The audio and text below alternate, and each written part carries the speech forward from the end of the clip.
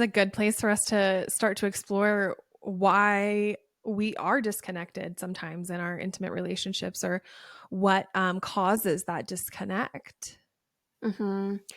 Yeah, I think the nervous system is such a huge piece to this. And if you're listening and if you're someone who's like, gosh, I don't even feel connected to my partner. I don't even feel like the desire to engage in anything that would even be considered foreplay or to be physically affectionate and connected with my partner.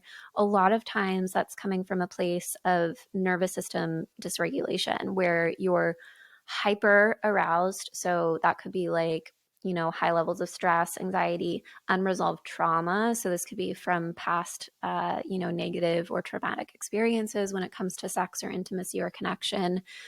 So all of those dysregulating factors are, again, in your brain and in your body and your nervous system are turning up the volume on those like that emotional activation where in your brain the amygdala essentially is hyperactive and so it's sensing for any potential threats.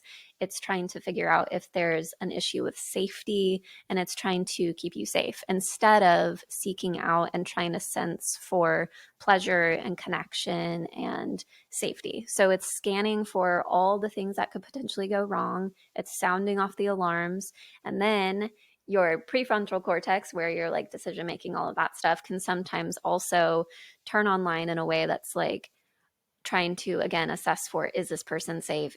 Am I safe enough to actually like relax into this? And, some of those fear based or shame based thoughts can start coming to the surface. So, again, physiologically speaking, your body is not in a place and your mind is not in a place to actually like relax into any sort of connection, vulnerability, intimacy, sex, anything like that. And so it's a really tough place to be trying to connect with your partner when you in your own body are feeling so dysregulated.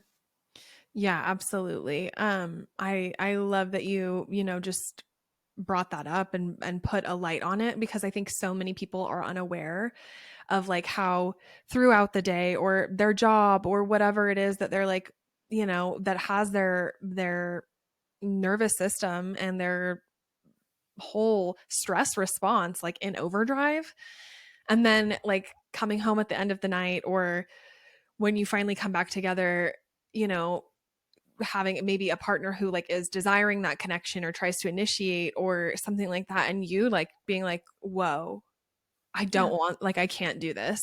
And I also want to touch on with that like the element of, and Kayla, you mentioned this a bit, like the our thoughts, like our frontal cortex, and depending on attachment styles, depending on all of these different things, because of the subtle cues we're picking up on in our partners and things like that throughout the day, right?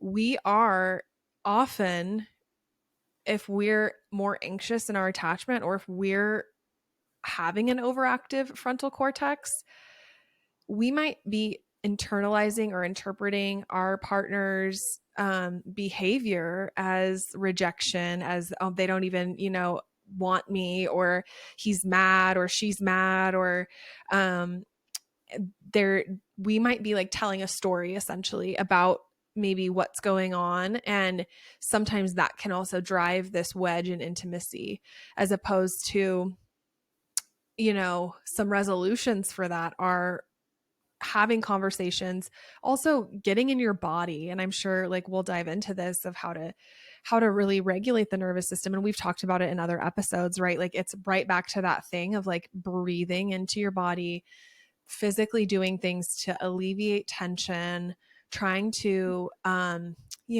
just bring that stress response down. And also, something that was coming to mind when you were saying that too is like the hormonal element of when we're so stressed out, like cortisol is running through our body, we maybe aren't eating the best, we're not feeding our body in ways that promotes like healthy hormonal balances. Like it's really hard to want to sexually connect or have that vulnerability, because sometimes, I mean, all the time, like sex is vulnerable, right? Like it Yeah. requires a vulnerability. It requires a softening. So if your armor is up and you are like ready for a fight or ready for survival or scanning for that danger, um, that softening is going to be a lot more challenging, or it's going to feel like less authentic or less maybe pleasurable or good. It might feel like an exchange or like something that's forced.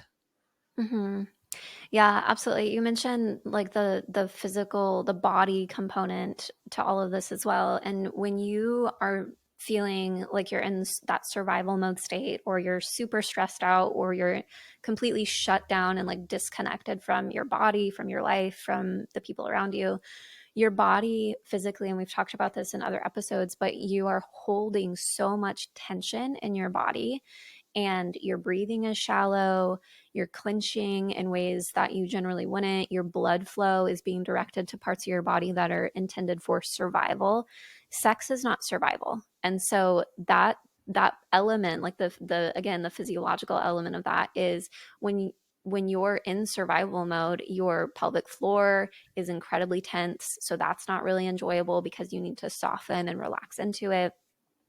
Blood flow isn't going to where it needs to go, and your breathing isn't like, you know, deep and expansive. So there's all these components that are at play here, hormonally speaking, and within your physical body as well, the way that you're carrying your body. And so you know, it can be so helpful to have these practices, like you mentioned, Alicia, of like sometimes it's even just taking a few minutes to like breathe and really create that space, and create that softening in your body, to start training your body like, okay, things are safe. I'm safe here. I'm in this present moment. I'm connected to my own body. I'm connected to my mind and my emotional experience right now.